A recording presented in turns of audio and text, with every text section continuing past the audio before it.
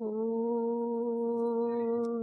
सहना भवतु सहनौ भुनक्तु सह वीर्यङ्करवावहै तेजस्विनावधीतमस्तु मा विद्विषावहै। ॐ शान्ति शान्ति शान्तिः। शङ्करं शङ्कराचार्यं केशवं बादरायणं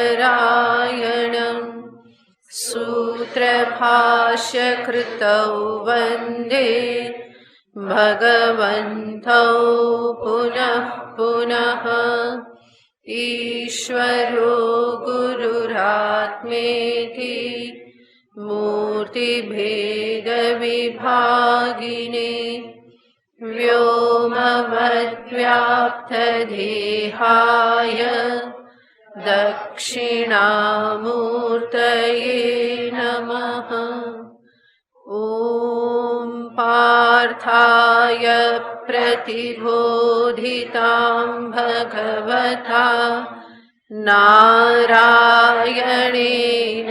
स्वयं व्यासेन ग्रथितां पुराणमुनिना मध्ये महाभारतम् अद्वैतामृतवर्षिणीं भगवतीम् अष्टादशाध्यायिनीम् अम्ब त्वामनुसन्दधामि भगवद्गीते भवद्वेषिणी।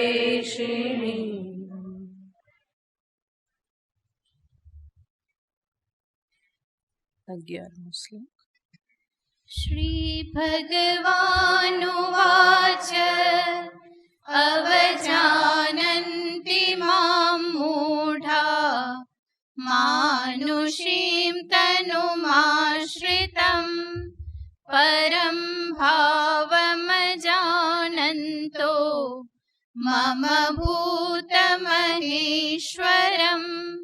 मोघाशामोघकर्माणो मोघज्ञानाविचेतसः राक्षसीमासुरीं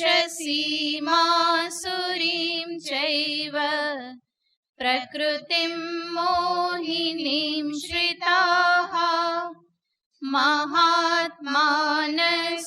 मां पार्थ दैवीं प्रकृतिमाश्रिताः भजन्त्यनन्यमनसो ज्ञात्वा भूतादिमव्ययम् सततं कीर्तयन्तो मां यतन्तश्च दृढव्रताः नमस्यन्तश्च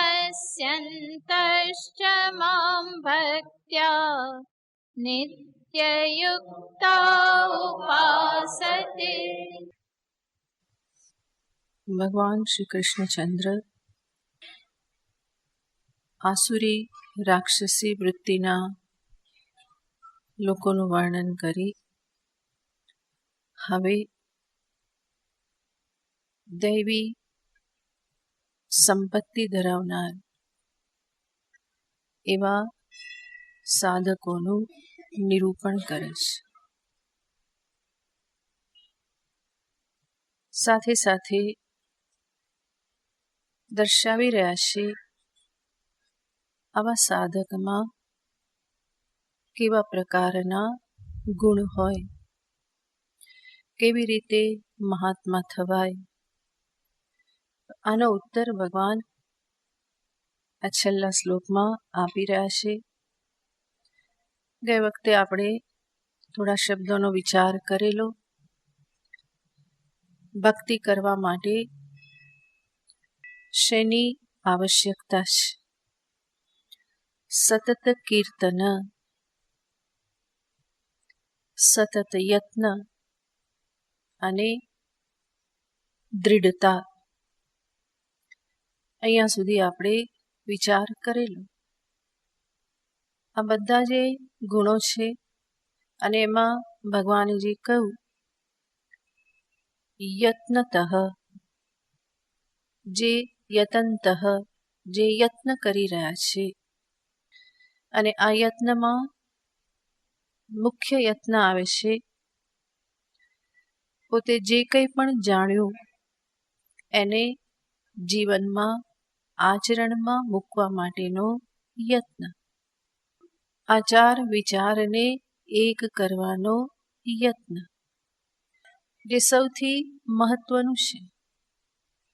જેટલા પણ દૈવી ગુણો, સદ્ગુણો આપણા જીવનમાં આવે એટલું એટલું આપણા જીવનમાં પરિવર્તન થતું જાય છે. કેવલ શબ્દ બોલવાથી, જાણવાથી અહીંયા ભગવાન જે કંઈ પણ કહેશે એ બધું આવી જતું નથી. પણ જાણ્યું શમ, દમ, દયા, આળસનો ત્યાગ, અક્રોધ, ક્ષમાભાવ, આ બધા દૈવી ગુણો છે. તો એ દૈવી ગુણોને જીવનમાં આચરણમાં લાવવા, એ ક્ષમાભાવને હું ધારણ કરું, ઇન્દ્રિય સંયમને હું જીવનમાં ધારણ કરું, મન પરનો સંયમ ધારણ કરું. આ બધું કંઈ એકાએક થઈ જતું નથી. જાણી લેવા માત્રથી જીવનમાં આવી જતું નથી. પણ જાણ્યા પછી સજાગતાપૂર્વક એના માટે યત્ન કરવું પડે છે. તો એ યત્ન અહીંયા મુખ્ય છે. તો યતંતઃ, આગળ ભગવાને કહ્યું દૃઢવ્રતાઃ. દૃઢવ્રત યાને પોતાના વ્રતમાં, નિયમમાં અડગ રહેવું. ભગવાને જે આગળ યત્ન કહ્યો એ યત્ન દ્રઢતા વગર સંભવ બનવાનો નથી. એટલા માટે ભગવાન તરત કહેશે દૃઢવ્રતાઃ. જે કંઈ પણ ગુણો ધારણ કરવાનો યત્ન કરો, એ યત્નને જાળવી રાખવાને માટે જે કંઈ પણ નિયમ મનમાં ધારણ કરો, કોઈ પણ વ્રત લો, તો આ બધું દ્રઢતાથી થવું જોઈએ. સગવડ્યું નિયમ પાલન એટલી સફળતા જીવનમાં આપતું નથી. બલકે સગવડતાથી થાય તો એને નિયમ પણ ના કહેવાય. તો જે કંઈ પણ પ્રયત્ન કરો એમાં દ્રઢતા લાવવાને માટે સાધકે પોતાના જીવનમાં કેટલાક વ્રતો ધારણ કરવા જોઈએ. હું નિયમિત રીતે કરી શકું, મારા જીવનમાં કેટલાક હું સત્સંકલ્પો કરું અને એ સંકલ્પોને હું મારા જીવનમાં પાળવા માટેનો દ્રઢતાથી પ્રયત્ન કરું. જે કંઈ પણ મારી નબળાઈ મારા નિયમ પાલનમાં, મારા સાધન ભજનમાં વચ્ચે આવતી હોય, મને મારી સાધના છોડાવતી હોય, તો એવી નબળાઈઓ પર વિજય પ્રાપ્ત કરવાને માટે નિયમ ધારણ કરવા જ પડે.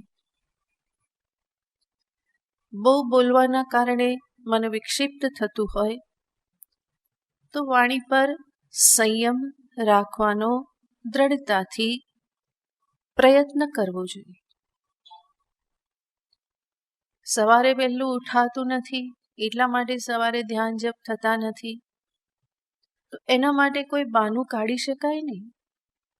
રાત્રે નિયમિતતાથી સૂઈ જાઓ, થોડા વહેલા સૂઈ જાઓ, મોબાઈલને સ્વિચ ઓફ કરીને મૂકી દો. એ તમે વિચાર કરો કે જોતા જોતા જ ઊંઘી જાઓ, તો એમાં મન પણ બગડે, ઊંઘ પણ સારી ના આવે અને સવારે ઉઠો ત્યારે ફરી વિચાર શેના આવવાના? એના જ વિચાર આવવાના. તો મોબાઈલ જેવી સામાન્ય વસ્તુ પણ જો ન છૂટતી હોય રાતના સમયે, તો પછી સાધના કેવી રીતે થાય? વાપરો એની ના નથી, પરંતુ એક લિમિટ રાખવાની હોય. 9 વાગે 10 વાગે હું બંધ કરી દઈશ. પછી સતત જોતા રહો, 12 વાગી જાય, 1 વાગી જાય, 2 વાગી જાય, યુટ્યુબ ચાલે ને ફેસબુક ચાલે ને, એમાં કોઈ કલ્યાણ નથી. આવી બધી નબળાઈઓના કારણે જ્યારે આપણી સાધના અટકતી હોય તો એના ઉપર તો નિયમ વ્રતપૂર્વક સંયમ ધારણ કરવો પડે. એવી નબળાઈઓને છોડવા માટે આપણે આપણી જાતને પંપાડતા રહીએ તો એવું કામ નહીં આવે. આજે થઈ ગયું, હવે કાલે વહેલો સૂઈ જઈશ કે વહેલી સૂઈ જઈશ, ફરી પાછું કાલે શું લાગે? આવતીકાલે, હવે આજનો દિવસ ચાલશે. આમ પણ ઊંઘ આવતી નથી. કદાચ બંધ કરીને મૂકી પણ દે, ઊંઘ ના આવે તો ફરી પાછું શું કરે? ભાઈ ચાલુ કરીને ફરી જોવા માંડે, આજે તો ઊંઘ આવતી નથી, ચલો આજનો દિવસ જોઈ લો, કાલે ફરી સૂઈ જઈશ. આ આપણા જ મનની નબળાઈઓ છે. ઊંઘ ના આવતી હોય તો કરવા માટે બીજું ઘણું છે. જપ કરો, સારું વાંચન કરો, ઘણું બધું કરી શકાય. પણ જેનો વળગાડ છે એને જ હું વળગું છું, એ છૂટી શકતું નથી. તો આવી નબળાઈઓ પર વિજય પ્રાપ્ત કરવા માટે પોતાની જાત સાથે બહુ જ દ્રઢ થવું પડે છે. એટલા માટે ભગવાન કહે છે દૃઢ વ્રતાહા. એવા કોઈક 1-2 નિયમ તો જીવનમાં હોવા જોઈએ, જે મને સંયમના માર્ગે રાખે, જે મને સન્માર્ગે રાખે. એવી નબળાઈઓ કે જે મારો સમય બરબાદ કરી દેશે, વ્યર્થ જાય છે, એમાંથી બહાર નીકળવા માટે આવા વ્રત હોવા જોઈએ. તો દૃઢ વ્રતા એટલે જ ભગવાન કહે છે, નહીં તો ભગવાને આવું કહેવાની કોઈ જરૂર નથી. પણ સાધક દ્રઢતાથી કરે તો જ એનું કલ્યાણ થાય છે. એટલા માટે ભગવાને આ શબ્દ વાપર્યો. કેવલ સુવિધા હોય ત્યારે પાલન કરે, સગવડ હોય ત્યારે પાલન કરે, અને બાકી કે ચાલે હવે આટલું બધું નહીં કરવાનું, ગુરુમાએ જ કીધું છે, બહુ જડ નહીં થવાનું, લો સમાપ્ત.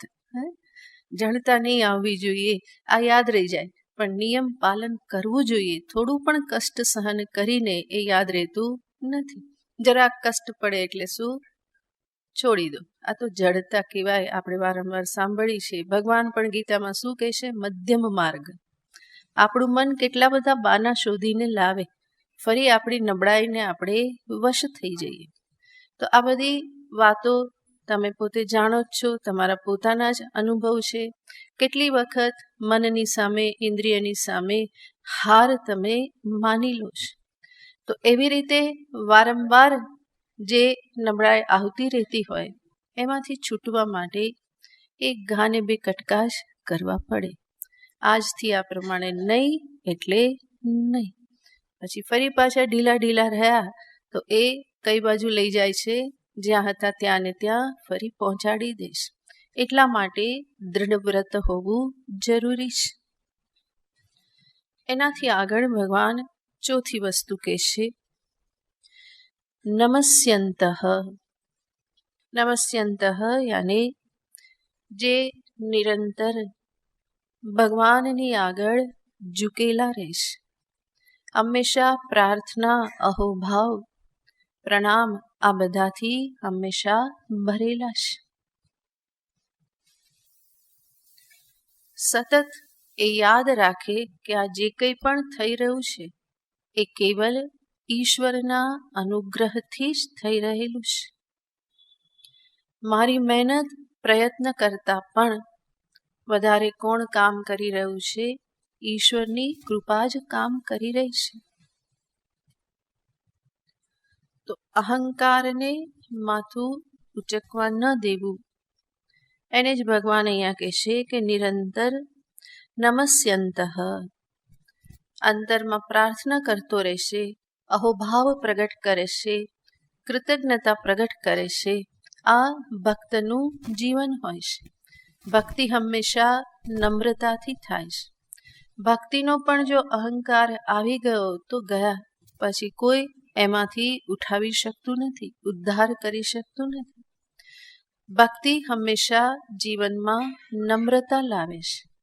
જ્ઞાન પણ જીવનમાં નમ્રતા લાવે છે. જો એ વિનય નમ્રતા જીવનમાં ન આવે તો સમજવું કે હજુ સમજદારી અને ભક્તિ મારા કાચા છે. હું હજુ પૂરો ભક્ત થયો નથી. તો નિરંતર આ સજાગતા રાખી પોતાના મનને એ ભગવાનની તરફ એક અનુગ્રહ પૂર્ણ રાખે છે. મન કેવું છે? ઈશ્વરનો અનુગ્રહ છે. એવી દ્રષ્ટિ એના અંતરમાં હંમેશા બની રહેશે. મેં કર્યું ને મને પ્રાપ્ત થયું, મારા થકી આ પ્રમાણે થયું, કેટલી મેં જપ કર્યા, કેટલા પુરસ્ચન કર્યા, ખબર છે ત્યારે આવું થયું. તો આવું કહેવાનું ના હોય. ભક્ત હંમેશા શું કે, પ્રભુએ મારી પાસે પુરસ્ચરણ કરાવ્યા, જે હું કરી શક્યો એની ઈચ્છાથી, અને મને આટલો આગળ વધાર્યો. તો ઈચ્છા, સંકલ્પ, પ્રયત્ન આ બધું એ ક્યાં જુએ છે? ઈશ્વરમાં જુએ છે. મેં કર્યા એવું એ ક્યારેક કહેતો નથી. ઈશ્વરની કૃપાથી થયા, ભગવાને કરાવી. આવી સાધના પ્રભુએ મારી પાસે કરાવડાવી. હું તો શું કરવાનું, પણ એની જ કૃપાથી, એના અનુગ્રહથી હું આટલું કરી શક્યો છું. અને વાત પણ સાચી છે. ઈશ્વરની ઈચ્છા વગર એના નામનું એકવાર ઉચ્ચારણ કરવું પણ સંભવ નથી. મારી જીભ નામોચ્ચારણ કરતી રહેશે તો એ પણ કોની કૃપા છે? પ્રભુની કૃપા છે. નહીં તો મારી જીભ હલાવવી એ પણ મારા હાથમાં નથી. તો આવી રીતે ભક્ત હંમેશા ઈશ્વરની કૃપાને, અનુગ્રહને હંમેશા સામે રાખી અને નમ્ર બની રહેશે. તો નમ્રતા એ ભક્તનો ગુણ છે. એટલું જ નહીં, આગળ ભગવાન કહેશે, જે આ મારી ઉપાસના કરે છે, કેવી રીતે કરે છે? ભક્ત્યા ઉપાસતે, ભક્તિભાવથી. આગળ જે પણ ગુણો આપણે જોયા એ બધાના મૂળમાં ભક્તિભાવ રહેલો છે. તો ભક્ત્યા ઉપાસતે, અંતરમાં મારા પ્રતિ પ્રીતિ રાખીને, ભક્તિ રાખીને મારી ઉપાસના કરે છે. એનો અર્થ, ભક્ત ઈશ્વરને પોતાના જીવનમાં કર્માધ્યક્ષ તરીકે, કર્મફળ દાતા તરીકે, પોતાના રક્ષક વિશ્રામ તરીકે હંમેશા જુએ છે. કર્મ કરું છું ઈશ્વરની નજરમાં જ કરું છું. એ મારા કર્મના અધ્યક્ષ છે. મારી પ્રત્યેક ચેષ્ટાના એ સાક્ષી છે. એટલું જ નહીં, હું જે કંઈ પણ કરું છું એનું ફળ પણ ઈશ્વર આપે છે. એ કર્મફળ દાતા છે. અને એટલા માટે ભક્તના જીવનમાં જે કંઈ પણ પરિસ્થિતિ પ્રાપ્ત થાય એને એ ઈશ્વરનો પ્રસાદ સમજે છે. ભક્તિનું ઈશ્વરને કર્માધ્યક્ષ, કર્મફળદાતા, જગન નિયંતા, જગત રક્ષક, આ રીતે જ્યારે ભગવાનને ભક્ત જાણે તો એનું બહુ સહજ ફળ મળે છે. પોતાના જીવનમાં આવતી પરિસ્થિતિઓનો એ બહુ સહજતાથી સ્વીકાર કરી શકે છે. સર્વ પ્રકારનો અજંપો, ઉદ્વેગ, વિહવળતા આ બધું ધીમે ધીમે છૂટતું જાય છે. પ્રભુની જ સર્વોત્કૃષ્ટ સત્તા, પ્રભુનું જ જ્ઞાન સર્વથી મહાન, એની ઈચ્છા જ બલિયસી છે. એ સત્ય સંકલ્પ છે. એમના અંતરમાં દરેક જીવોનું કલ્યાણ જ વસેલું છે. આવી રીતે ઈશ્વરને જો સમજી જવામાં આવે તો પછી જગત પ્રત્યે ફરિયાદ રહેતી નથી. પોતાના જીવનમાં જે ઘટિત થાય છે એનો પણ એ સહજતાથી સ્વીકાર કરશે. સમજે છે જે કંઈ પણ પરિસ્થિતિ આવેલી છે એમાંથી મારે કંઈક શીખી અને આગળ વધવાનું છે. ખાલી ફરિયાદો કરવાથી આગળ વધી શકાતું નથી. અંતરમાં શાંતિ પણ મળતી નથી. બીજાની સામે ફરિયાદ ન કરીએ, ઈશ્વરની સામે પણ ના કરીએ. ઘણા ઈશ્વરને પણ ફરિયાદ કરતા જ રહેતા હોય છે. તું કેમ મારા જીવનમાં આવું વારંવાર કરે છે? તને શું મજા આવે છે? હું જ હાથમાં આવું છું, કેમ આવું કરે છે? હવે ક્યારે શાંતિ મળશે? હું તને કેટલો ભજું છું, પણ કંઈ જીવનમાં ફળ દેખાતું નથી. આ બધી ઈશ્વર પ્રત્યેની ફરિયાદ છે. ભગવાન તો સાંભળી લેશે, એને કંઈ ફેર પડતો નથી. તમે કંઈ પણ બોલો, દોષ દેખાડો, વાંક કાઢો, એને કંઈ ફેર પડવાનો નથી. પરંતુ મને ઘણો ફેર પડી જાય છે. ઈશ્વરમાં આ પ્રમાણે દોષ દ્રષ્ટિ કરવાથી એ એક પ્રકારની ઈશ્વર પ્રત્યે ફરિયાદ છે. ઈશ્વર જેવા છે એવો એમનો સ્વીકાર નથી. ઈશ્વરને હું રાગ દ્વેષવાળા સમજી લઉં છું અને પરિણામે મારા રાગ દ્વેષ પણ ઓછા થતા નથી. ફરિયાદોના કારણે જીવનમાં હંમેશા અજંપો રહેશે. એ અનન્ય ભરોસો પ્રભુ પ્રત્યે છે નહીં, એટલા માટે હંમેશા વિહવળ રહે, બેબાકડો રહે. તો આ બધું ફળ આવું મારા જીવનમાં મને શા માટે થાય છે? કારણ કે ઈશ્વર જેવા છે એવો હું એનો સ્વીકાર કરી શકતો નથી. મારા કર્મનો દોષ હું ઈશ્વર ઉપર ટાળવું છું. વસ્તુતઃ ઈશ્વર મને કંઈ સુખ દુઃખ આપતા નથી. એ તો મારા જ કર્મનું પરિણામ છે. એ કર્મફળના દાતા છે. પરંતુ કયું કર્મફળ એને પ્રભુ નિશ્ચિત કરતા નથી. એ તો સિદ્ધાંત છે, એને અનુરૂપ જ જે કર્મ કર્યું એને અનુરૂપ જીવને ફળ મળે છે. ઈશ્વર જો કંઈ આપતા હોય તો એ મને સમજણ આપે છે, મારામાં ડાપણ જગાડે છે. જે કંઈ પણ જીવનમાં પરિસ્થિતિ આવી એને કેવી રીતે હું સમજું, કેવી દ્રષ્ટિ રાખું કે જેથી કરીને વિકટ પરિસ્થિતિ પણ મને આગળ લઈ જનારી રહે. તો ઈશ્વર માત્ર એ સમજ આપે છે, એ ડાપણ આપે છે. ભક્તના જીવનમાં એને આ એક બહુ સરસ કળા પ્રાપ્ત થાય છે. કઈ કળા? જે પણ જીવનમાં પ્રાપ્ત થયું છે એને યોગ્ય રીતે સમજણ સાથે સ્વીકારી, ઈશ્વરમાં ભરોસો રાખી અને નિશ્ચિંત થઈ જે કરવાનું હોય તે હું કરું. અને આ એક બહુ મોટી કળા છે. વિકટ પરિસ્થિતિનો સ્વીકાર કરતા શીખવું, એની પાછળ પણ ઈશ્વરની કોઈ કૃપા છે, દયા છે, એ રીતે જોતા શીખવું અને ભગવાનમાં અનન્ય ભરોસો રાખી નિશ્ચિંત થઈ જવું.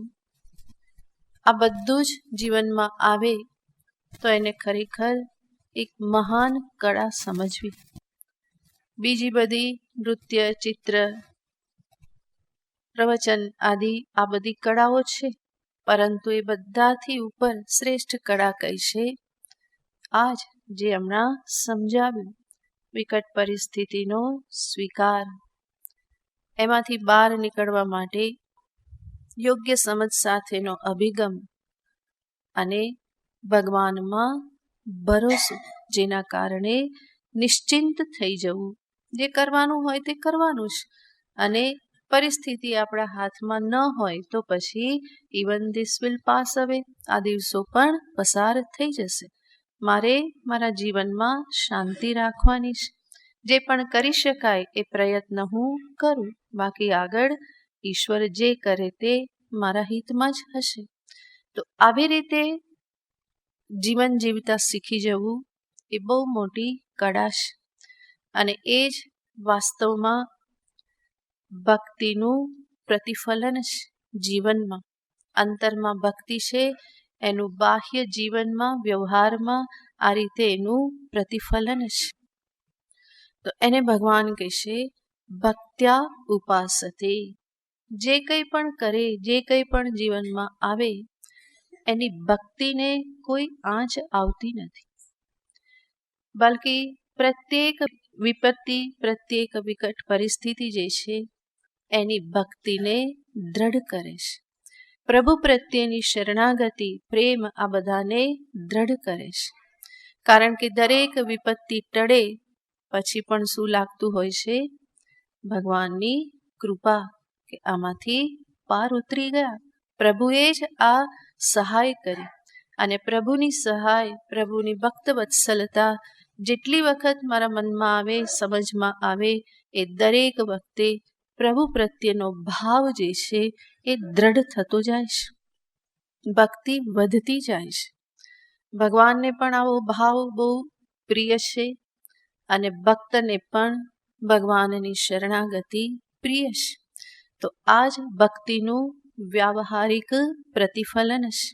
એ સિવાય જે કંઈ પણ ભક્તિ માટેના સાધનો તમે કરો એ તો ભક્તિ છે જ, પણ નિરંતર ભગવાનને અંતરમાં ધારણ કરી અને જીવનને યોગ્ય રીતે જીવતા શીખવું, બીજા લોકોમાં પણ ભગવાનને જોતા શીખવું, એને અનુરૂપ દૈવી સંપત્તિ પૂર્વક વ્યવહાર કરતા શીખવું, આ બધા પણ ભક્તિના બધા અંગો છે. તો અંતરના ભાવ, બાહ્ય વ્યવહાર આ બધું જ ભક્તિના આધારે બધું પરિપૂરિત છે. અને એને જ સાચો ભક્ત કહેવાય. એટલા માટે ભગવાન કહે છે ભક્ત્યા ઉપાસતે. ભાવથી, ભક્તિથી મારી ઉપાસના કરે. આગળના બધા જ ગુણો સહિત સતતમ કીર્તનમ, યત્ન, દ્રઢતા, આ જે કંઈ પણ ભગવાને દર્શાવ્યું એ બધા ગુણોના મૂળમાં શું છે? ભક્તિ છે. એ નિરંતર ભક્તિને બનાવી રાખવી એ પણ ભક્તનું લક્ષણ છે. ભક્તિમાં આવશ્યક છે.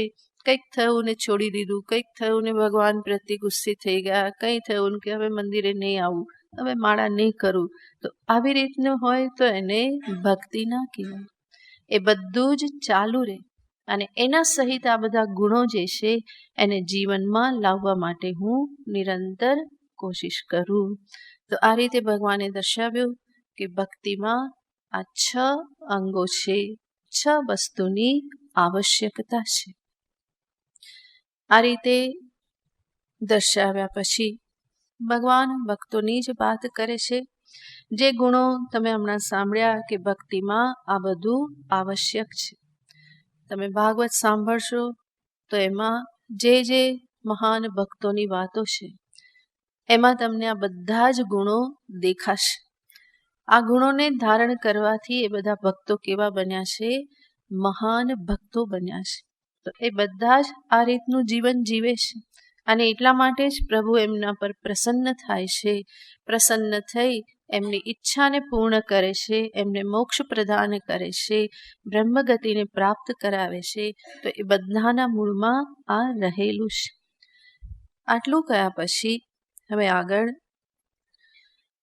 જે અહીંયા કીધું કે ભક્ત્યા ઉપાસતે, આ બધા ગુણો સહિત મારી ઉપાસના કરે છે. તો કોઈ હવે પ્રશ્ન કરે કે આ બધા જે ઉપાસના કરે છે એ કેવી રીતે, કયા પ્રકારે આપને ભજે છે? તો એને ભગવાન આગળ કહેશે જ્ઞાનયત્નેન ચાપ્યન્યે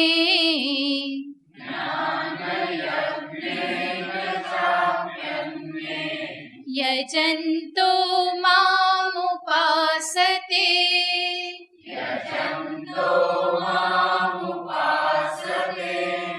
एकत्वेन पृथक्त्वेन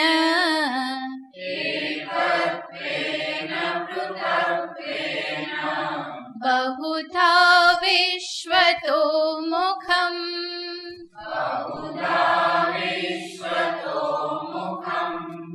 ज्ञानयज्ञेन चाप्यन्ये यजन्तो मामुपासते एकत्वेन पृथक्त्वेन बहुधा विश्वतो मुखम्.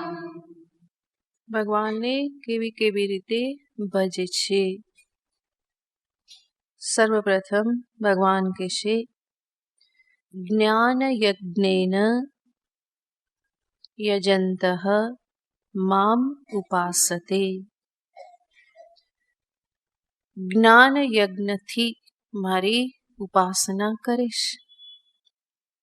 જ્ઞાન યજ્ઞેન ચ અપી અન્યે યજંતઃ મામ ઉપાસતે. જ્ઞાન યજ્ઞથી મારું યજન કરી અને મારી ઉપાસના કરે છે, ભક્તિ કરે છે. એકત્વેન, જ્ઞાન યજ્ઞથી જ્યારે ભક્તિ ઉપાસના હોય તો એમાં કેવી રીતે થાય? ભગવાનની સાથે એકત્વ ભાવ કરીને. ભગવાન એક જ છે, સર્વ જળ ચેતનમાં એક જ પ્રભુ એમાં રહેલા છે અને હું પણ એનાથી જુદો નથી, એવી ભાવના સાથે ભગવાનને ઉપાસે છે. જ્ઞાન યજ્ઞ યાને જે જ્ઞાન કહેવામાં આવે છે, આત્મજ્ઞાન, બ્રહ્મજ્ઞાન, એ જ્ઞાનને પ્રાપ્ત કરવાને માટે જે પ્રવૃત્ત થયેલો છે અને એના માટે જે વેદાંત શ્રવણ કરે છે, મનન કરે છે, નિધિધ્યાસન કરે છે, આ બધું પણ શું છે? એક પ્રકારે યજ્ઞ છે. તો જ્ઞાન જે છે, જ્ઞાન પ્રાપ્તિનો પ્રયત્ન, એને પણ શું કહેવાય છે? જ્ઞાન યજ્ઞ કહેવાય છે. ભગવાને યજ્ઞનું નિરૂપણ કર્યું ચોથા અધ્યાયમાં. ત્યારે પણ ભગવાને કહ્યું કે જ્ઞાન યજ્ઞ કેવો છે?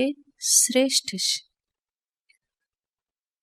પરમાત્માને સામે રાખીને, એમની પ્રાપ્તિને સામે રાખીને પછી એ પ્રાપ્તિ એકત્વ ભાવે હોય કે પૃથક ભાવે હોય, પણ ઈશ્વર જ્યારે કેન્દ્રમાં હોય અને એ ઈશ્વરની પ્રાપ્તિને માટે જે કંઈ પણ થતું હોય કે જે ઈશ્વર સંબંધી છે, તો એને શું કહેવામાં આવે? યજ્ઞ કહેવામાં આવે. અને એવા યજ્ઞમાં એક યજ્ઞ છે જ્ઞાન યજ્ઞ, કે જેમાં મુખ્યતયા સાધક પોતાના અહંકારની આહુતિ આપે છે, પરિચ્છિન્ન અહંકારની આહુતિ આપે છે. દરેક સાધનામાં આ વસ્તુ તો રહેલી જ છે, પોતાના અહંકારને છોડવું. અહંકાર નિશ્શેષ રૂપે ત્યારે દૂર થાય જ્યારે મારી પરિચ્છિન્નતાને હું છોડી અને ઈશ્વરની સાથે એકત્વને, સર્વવ્યાપક રૂપને જ્યારે હું જાણું પામું.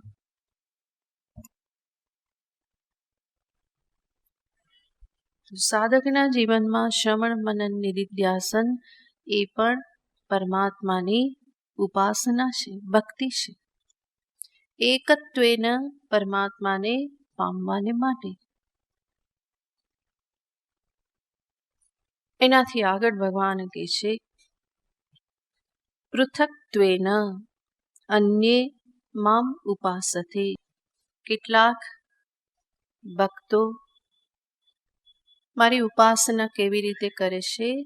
પૃથક ભાવથી, યાને સ્વામી સેવક ભાવથી. પ્રભુ મારા સ્વામી છે, હું એનો સેવક છું. એટલું જ નહીં, પૃથક ભાવ જે છે એનો સાથે સાથે અર્થ થાય છે ભેદભાવેન, યાને અનેક પ્રકારે ઈશ્વરની ઉપાસના થાય છે. સૂર્ય રૂપે, ચંદ્ર રૂપે, જલ રૂપે, પૃથ્વી રૂપે, અનેક રૂપે. તો આ પૃથક પૃથક આ બધા જે છે એ પણ કોણ છે? ઈશ્વરના સ્વરૂપો છે. અને એવા ઈશ્વર જે આ રીતે રહેલા છે એ મારા સ્વામી છે અને હું એનો સેવક છું. તો આવી રીતે જે દર્શન કરે છે નિરંતર, એને કહેવાય છે પૃથક્ત્વેન મામ ઉપાસતે. પૃથક યાને અલગ અલગ આ બધા સ્વરૂપો જે છે એ અલગ સ્વરૂપો મારા પ્રભુના છે. અને બીજું, હું અને પ્રભુ પણ જુદા છીએ. એ મારા સ્વામી છે અને હું એનો સેવક છું. આ પ્રમાણેના ભાવથી જે ઉપાસના એને ભગવાન કહેશે પૃથક્ત્વેન મામ ઉપાસતે. અને ત્રીજું કહેશે બહુધા વિશ્વતો મુખમ. ત્રીજા જે છે એ ફરી બહુધા, જે હું અનેક પ્રકારે વ્યાપ્ત છું સૃષ્ટિમાં. વિશ્વતો મુખમ, સમગ્ર વિશ્વ જે છે કે જેમાં હું અનેક પ્રકારે વ્યાપ્ત છું. તો એ અનેક જે પદાર્થો જે છે એમાં પણ ભગવાન રહેલા છે. એ પ્રમાણે જે ઉપાસના કરે છે એને કહેવાય બહુધા વિશ્વતો મુખમ મામ ઉપાસતે. આ રીતે ભગવાને અહીંયા દર્શાવ્યું. અને ત્યાર પછી કોઈ કહે કે પ્રભુ આદિત્ય સ્વરૂપ એ ઉપાસના કરે તો એ તો કોની ઉપાસના થાય? આદિત્યની જ ઉપાસના થાય. ચંદ્ર રૂપે ઉપાસના કરે તો એ કોની થઈ કહેવાય? ચંદ્ર રૂપે થઈ. તો એમાં આપની ઉપાસના ક્યાં આવે? તમે બધામાં શું કહી દીધું? મારી કરે છે. આવો પ્રશ્ન પૂછ્યો એટલે ભગવાન બરાબર લાગી ગયા. બધું બતાવી દે છે કે આ જે જગતમાં જે કંઈ પણ છે હું જ છું. માટે જેની ઉપાસના કરે, કોની ઉપાસના છે? મારી જ ઉપાસના છે. તો કૃષ્ણ હવે વારંવાર અહમ અહમ અહમ અહમ કરતા રહેશે. આ હું છું, આ હું છું, આ હું છું. કેટલું ગણાવે? થોડુંક ગણાવીને પછી કહેશે કે આ બધા રૂપે હું જ છું.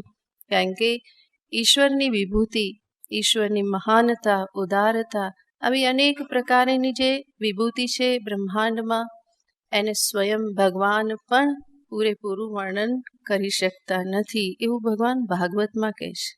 તમે વારંવાર ભાગવત સાંભળશો કારણ કે હું વાંચું છું ને.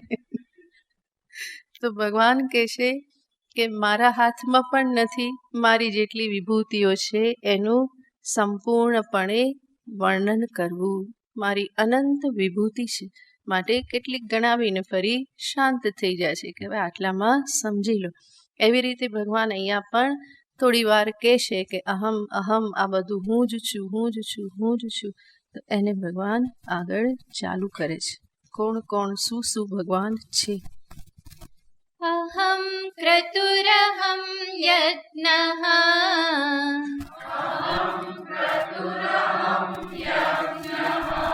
સ્વદાહમહમૌષધમ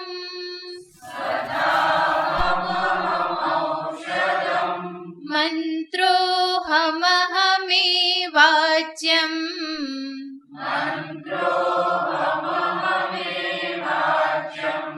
અહમગ્નિરહમ હુતમ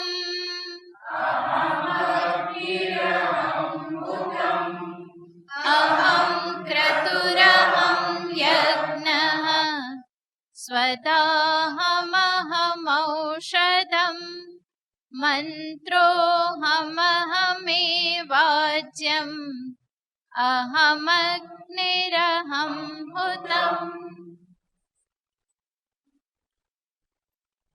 તમે જોજો કેટલી વાર ભગવાન અહમ અહમ અહમનો પ્રયોગ કરે છે. ભક્તોને તો આ સાંભળવું બહુ ગમે. ભગવાન સ્વમુખે શું કહે છે? આ હું છું, આ હું છું, આ હું છું. પણ જે ભગવાનને જાણતા નથી, એવો ભાવ નથી, એ લોકોને શું લાગે? આ કૃષ્ણ તો વારંવાર શું કર્યા કરે છે? અહમ અહમ અહમ કર્યા કરે છે. એટલા માટે એ વસ્તુતઃ જે વાત કરે છે એવા એ નથી. આવા એના વિરોધી બધા એવું બોલતા રહે કે કેટલી વખત અહમ અહમ અહમ કરે છે ને આપણને શું ઉપદેશ આપે છે? અહમને છોડો. અને પોતે શું કરે છે? આટલા વખત અહમ અહમ બોલે છે. બધા શ્લોકમાં કેટલી બધી વખત આવે છે. પણ ભગવાનનું એ તો વિશ્વરૂપ છે, વિરાટ સ્વરૂપ પ્રભુ છે. એમનો અહમ સમસ્ત બ્રહ્માંડમાં છે. આપણે પોતાનો અહમ એક દેહમાં રાખીને બેઠેલા છીએ સંકુચિત રૂપે. જ્યારે ઈશ્વરનો અહમ ક્યાં છે? સમસ્ત વિશ્વમાં છે. એટલા માટે તો એને વિશ્વરૂપ કહીએ છીએ, વિરાટ સ્વરૂપ કહીએ છીએ. તો વાસ્તવિકતા એ છે કે પ્રભુ આપણને એમનું વિભૂતિથી યુક્ત, આ વિશાળતાથી યુક્ત એવું જે એમનું સ્વરૂપ જે છે એ જ આપણા અંતરમાં બેસાડવા માગે છે. અને એટલા માટે ભગવાન કહે છે આ હું છું, આ હું છું, આ હું છું. ભક્ત એ સમજી જાય કે પ્રભુ સમજાવવા માગે છે આ સર્વરૂપે હું જ છું, મારાથી આ જગત જુદું નથી. તો એવી ભગવાનની કૃપા છે કે જે આપણને આ રીતે દર્શાવે છે. તો ફરી ફરીને ભગવાન કહે છે અહમ ક્રતુહુ. હું કોણ છું? ક્રતુ યાને યજ્ઞરૂપ શ્રૌત કર્મ જે છે એમાં કેટલાક યજ્ઞ જે છે એને ક્રતુ શબ્દથી કહેવામાં આવે છે. ભગવાન કહેશે વેદમાં દર્શાવેલ બધા યજ્ઞ જે છે એ કોણ છે? હું છું. અહમ ક્રતુહુ. અહમ યજ્ઞ. યજ્ઞ રૂપે હું છું. ક્રતુ વૈદિક યજ્ઞ હવન આદિ જે છે અને સામાન્ય યજ્ઞ જે ભગવાને કહેલું છે એનો અર્થ છે સ્માર્ત યજ્ઞ. તો શ્રૌત યજ્ઞ અને સ્માર્ત યજ્ઞ યાને સ્મૃતિમાં જે દર્શાવેલા છે, શ્રુતિમાં જે કયા છે અને સ્મૃતિમાં જે દર્શાવેલા છે એ સર્વ યજ્ઞ સ્વરૂપે હું જ છું. અહમ ક્રતુઃ અહમ યજ્ઞ સ્વધા અહમ અહમ ઔષધમ. હું મંત્ર સ્વરૂપ છું. અહમ એવ આજ્યમ અહમ અગ્નિ અહમ હુતમ. બધું ભગવાન ગણાવે છે. એક યજ્ઞ કરવાનો હોય તો એમાં જે કંઈ પણ હોય ભગવાન કહે છે કે હું જ છું. શું શું છે? સ્વધા અહમ. સ્વધા પિતૃઓને અર્પણ કરતી વખતે સ્વધા શબ્દનો પ્રયોગ થાય છે. દેવતાઓને જ્યારે કંઈ પણ અર્પણ કરવામાં આવે તો સ્વાહા બોલવામાં આવે છે. પિતૃઓને માટે અન્ન અર્પણ કરવામાં આવે ત્યારે સ્વધા શબ્દનો પ્રયોગ થાય છે. તો ભગવાન કહેવા માગે છે કે પિતૃઓ માટે અપાતું જે કંઈ પણ છે અન્નાદિ એ પણ હું જ છું. પિતૃ સ્વરૂપે પણ હું જ છું. એટલું જ નહીં, સાથે સાથે અહમ ઔષધમ. જે કંઈ પણ ઔષધ અન્ન વનસ્પતિ આદિ જે છે એ બધું પણ હું જ છું. મંત્ર અહમ. યજ્ઞકાલે જેનું ઉચ્ચારણ કરી અને યજ્ઞમાં આહુતિ આપવામાં આવે એને કહેવાય છે મંત્ર. ભગવાન કહે છે મંત્ર અહમ. અહમ એવ આજ્યમ. જે કંઈ પણ હવનમાં સામગ્રી જે અર્પણ કરવામાં આવે, હવિષ્ય જે અર્પણ કરવામાં આવે, ઘી તલ જવ જે કંઈ પણ કુંડમાં અર્પણ કરવામાં આવે છે ભગવાન કહે છે અહમ. એ પણ શું છે? હું જ છું. અહમ અગ્નિ. જેમાં અર્પણ કરવામાં આવે છે, જેના થકી બધું દેવતા સુધી પહોંચે છે એ સ્વરૂપે હું જ છું. એટલા માટે અગ્નિનું નામ છે હવ્યવાહન. હવ્યવાહન યાને જે વાહન છે કોને લઈ જવા માટે? જે હું આહુતિ આપું છું, દેવતાઓને હું આહુતિ આપું, ઇન્દ્રાય સ્વાહા વરુણાય સ્વાહા, તો એ આહુતિ હું ક્યાં આપું છું? ઇન્દ્રના મુખમાં જમાડું છું? એવું તો નથી. ક્યાં અર્પણ કરવામાં આવે છે? અગ્નિમાં અર્પણ કરાય છે. અને અગ્નિ ક્યાં પહોંચાડે છે? દેવતા સુધી પહોંચાડે છે. એટલા માટે દેવતાઓ માટે પણ એક શબ્દ વાપરવામાં આવે છે અગ્નિમુખ. જેનું મુખ શું છે? અગ્નિ. એમાં હું આહુતિ આપું છું અને એના થકી દેવતાઓને પ્રાપ્ત થાય છે. આ સર્વપ્રથમ કોરિયર સર્વિસ છે. બધા દેવતાઓને કોરિયર કોણ પહોંચાડે છે?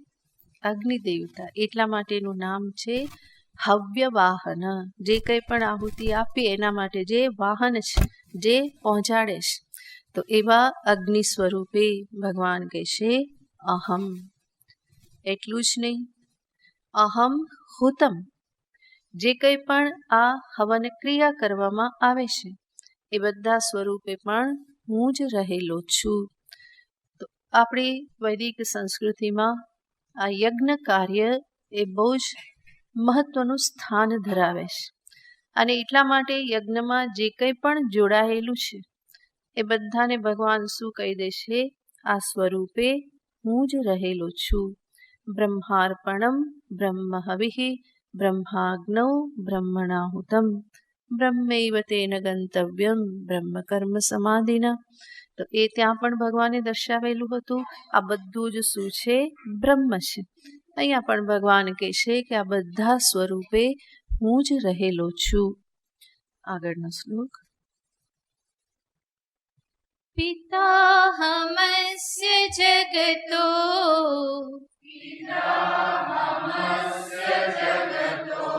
માતા ધાતા પિતામહઃ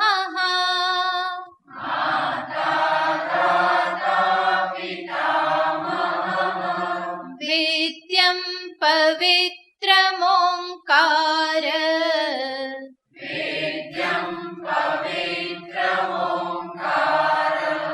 ऋक्सामयजुरेव च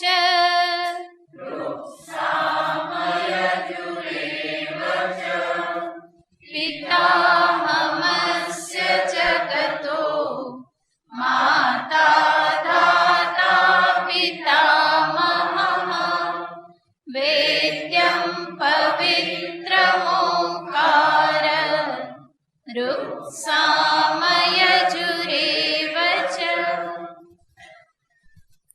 અસ્ય જગતઃ અહમ પિતા. હું જગતનો પિતા છું. જગતઃ માતા.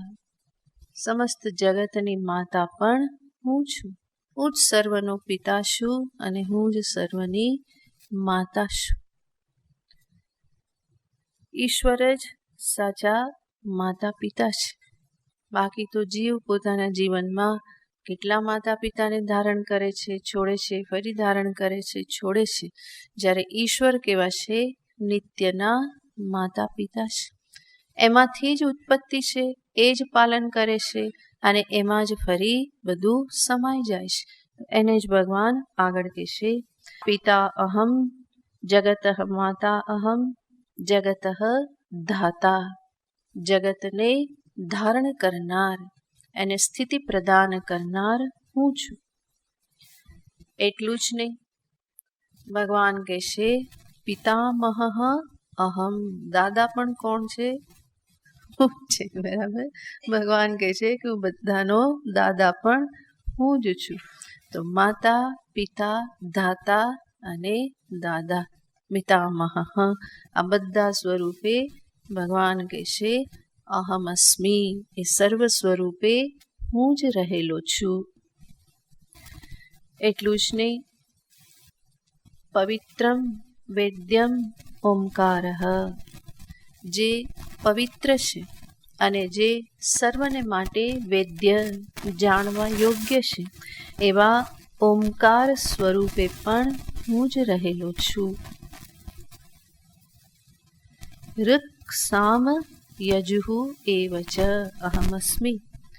ઋગ્વેદ, યજુર્વેદ અને સામવેદ રૂપે પણ હું જ રહેલો છું. ભગવાન એક એક વસ્તુ બતાવતા જાય છે. આ રૂપે હું છું, આ રૂપે હું છું.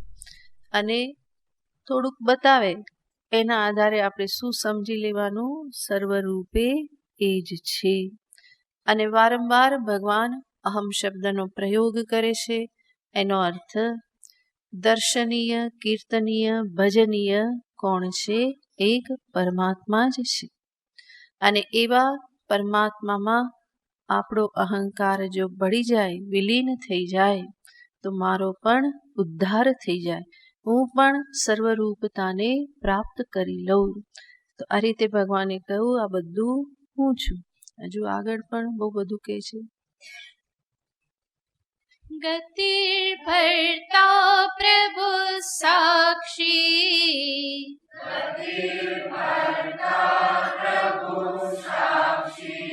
નિવાસ શરણમ સુરત,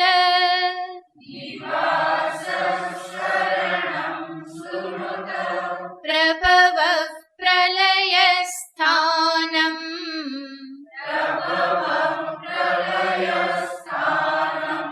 નિદાનમ બીજમવ્યયમ,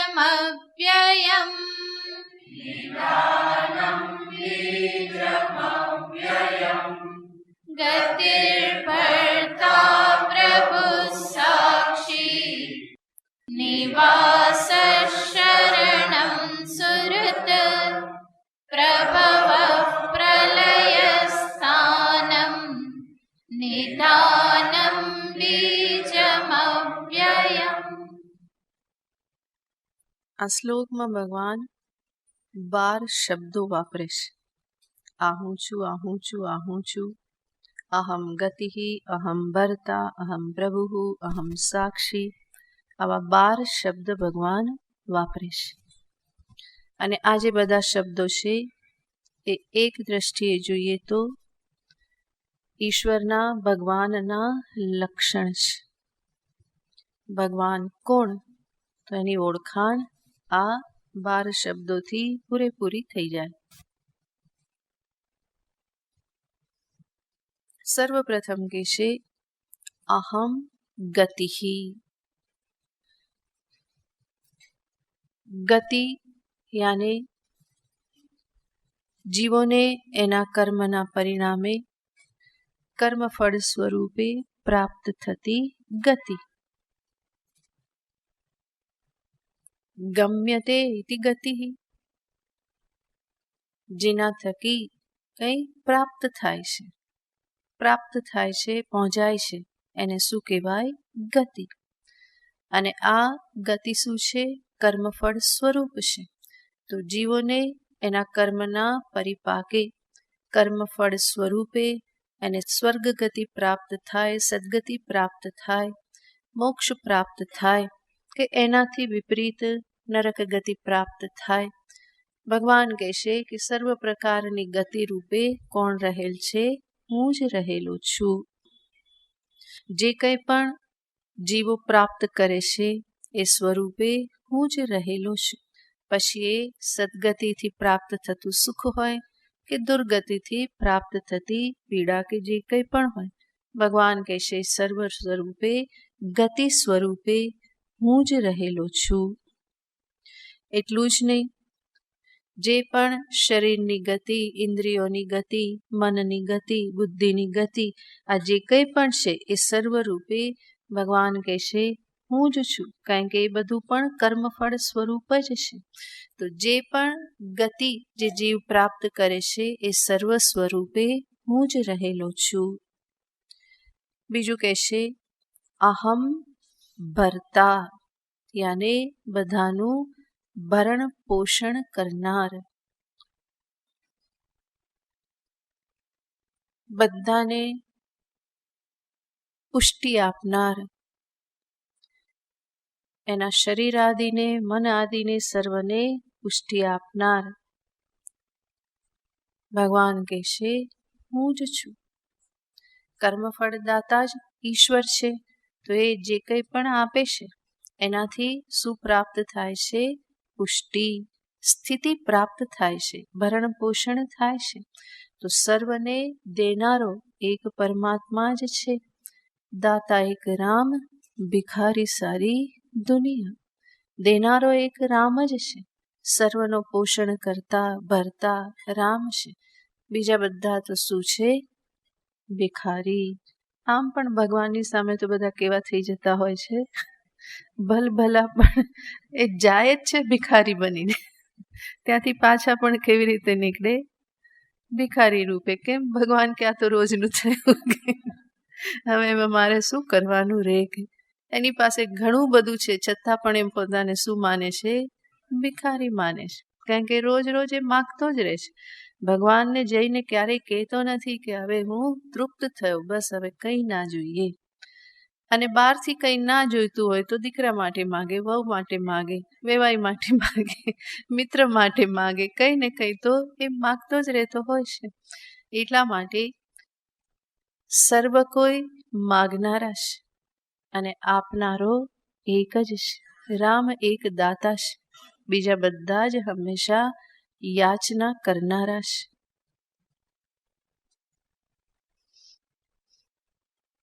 અને ભગવાન પોતાને એ રૂપે ગણાવે પણ છે. હું શું કરું છું? પુષ્ટિ કરું છું, જીવનું ભરણ પોષણ કરું છું. અનેક વખતે માગે કે હું એને પ્રદાન કરું છું. તો ભરતા યાને પોષ્ટા જગત ધરતા કુર્માદિ સ્થિતિ કારણ અહમેવ. ભગવાન વાષ્યકાર કહેશે, ભગવાન જ્યારે કહેશે કે હું ભરતા છું, બધાની સ્થિતિ બનાવી રાખનારો છું, તો એવું જ્યારે ભગવાન કહેશે તો ભાષ્યકાર કહેશે કે ભગવાન જગતને ધારણ કરે છે. કેવી રીતે? કુર્માદિ રૂપેણ. ભગવાને કુર્માવતાર ધારણ કરેલો હતો.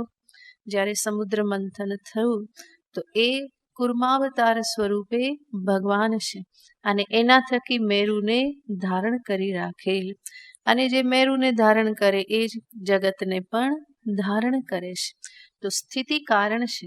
માટે આગળ કહેશે કે સ્થિતિ કારણમ અહમેવ. કુર્માદિ સ્વરૂપે હું જ જગતની સ્થિતિનું કારણ છું. આગળ કહેશે અહમ પ્રભુ. હું પ્રભુ છું, નિયંતા છું, સ્વામી છું, જગતનો હું નાથ છું. આ બધું ઈશ્વરત્વ જ છે. ઈશ્વરમાં જ આ ગુણ છે, બીજે ક્યાંય નથી. જગતની ઉત્પત્તિ, સ્થિતિ અને લયના કારણ હોવું આ કેવલ ઈશ્વર જ છે. બીજું કોઈ કરી શકતું નથી. જગતની સૃષ્ટિ કોઈ જીવ કરી શકતો નથી.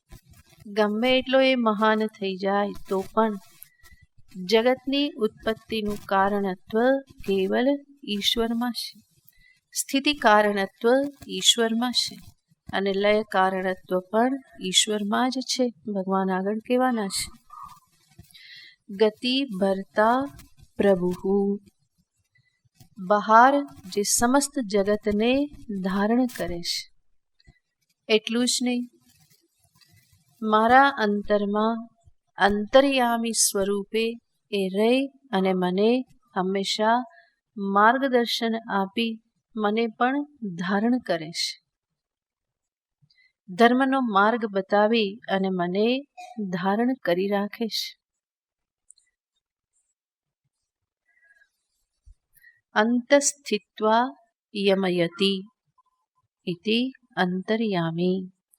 ભગવાનને આપણે અંતર્યામી કહીએ છીએ, જે અંતર હૃદયમાં રહી અને નિયમન કરે છે, મારું શાસન કરે છે. એટલા માટે જ સંતો આચાર્યો દર્શાવે છે શું કરવું શું ન કરવું એ જીવ પોતે જાણે છે.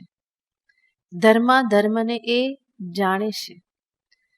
એનો અર્થ સ્વયં કદાચ શાસ્ત્ર અધ્યયન કરીને ન જાણતો હોય તો પણ અંદર બેઠેલો ઈશ્વર તો એને જણાવતો જ રહે છે. એ વારંવાર કીધા કરે છે, આ કર, આ ન કર, આ કર, આ ન કર. કોઈ પણ કાર્યમાં આપણે પ્રવૃત્ત થઈએ અને અવઢવ હોય તો પણ જ્યારે પ્રવૃત્તિ કરીએ છીએ ત્યારે અંતરથી એક અવાજ સંભળાય જ છે. ખોટું કામ કરવા પ્રવૃત્ત થઈએ તો પહેલો અવાજ અંદરથી શું આવે છે? ના, આ નથી કરવા જેવું. વારંવાર એ કહેશે, પણ જીવના પોતાના રાગ, દ્વેષ, લોભ એટલા પ્રબળ હોય છે કે અંતર્યામીના અવાજની ઉપેક્ષા કરી દેશે. પોતાનો અંદર એટલો બધો ઘોંઘાટ છે કે અવાજ એ સ્પષ્ટ સમજાતો પણ નથી. અને એટલા માટે માર્ગદર્શન મળવા છતાં પણ એ ખોટા કામમાં પ્રવૃત્ત થઈ જાય છે.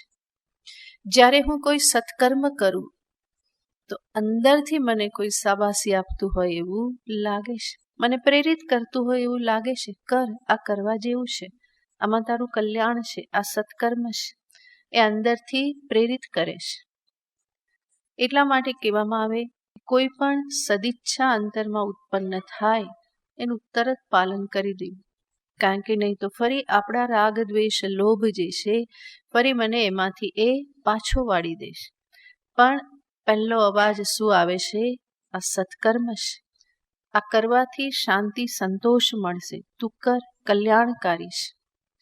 અને થોડો સમય જો ન એને સાંભળીએ અને ઉપેક્ષા કરીએ તો ફરી તરત શું થવા લાગે?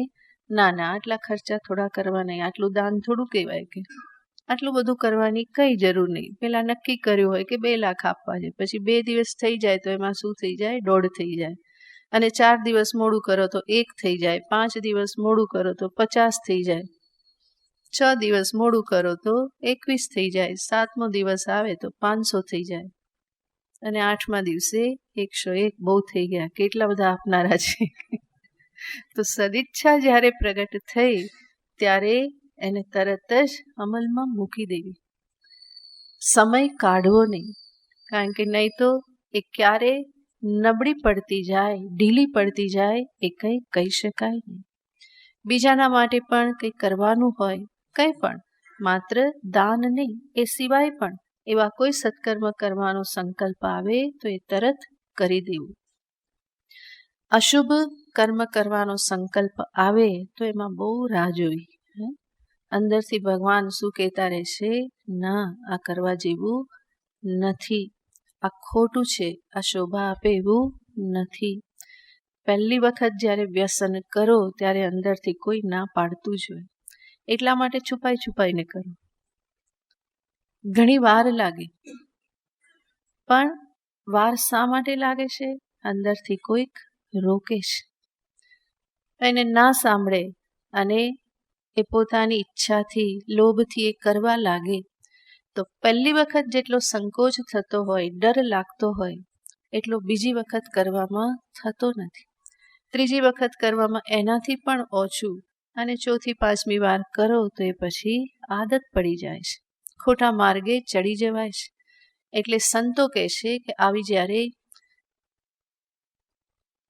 દુષ્ટ કર્મ કે અસત કર્મ એવું કંઈ પણ કરવાનો મનમાં વિચાર આવે તો એના માટે એક તારીખ નક્કી કરી દેવી. કઈ નક્કી કરવાની? 30મી ફેબ્રુઆરી.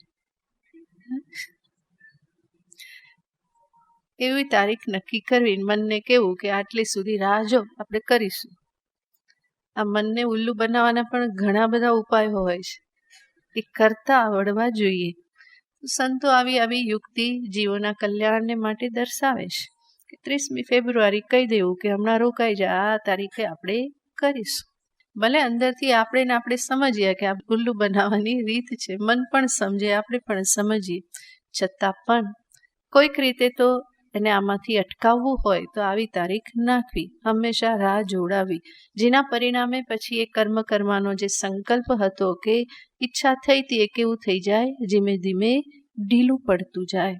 તો અસત કર્મ કે અસદ ઈચ્છા તરત પૂરા કરવા નહીં, અને સદઈચ્છા જન્મે તો એને પાછળ ઠેલવી નહીં, તરત જ એને પૂર્તિ કરી દેવી. તો અંતર્યામી મને અંદરથી ધર્માધર્મનું માર્ગદર્શન આપે જ છે, અને એવી રીતે અમારા જીવનને એ પુષ્ટ કરે છે. આગળ ભગવાન કહે છે, સાક્ષી, હું સર્વનો સાક્ષી છું. જેને પછી જોઈશું. ॐ पूर्णमदः पूर्णमिदं पूर्णात् पूर्णमुदच्यते पूर्णस्य पूर्णमादाय पूर्णमेवावशिष्यते। ॐ शान्ति शान्ति शान्तिः। हरिः ॐ श्रीगुरुभ्यो नमः। हरिः ॐ।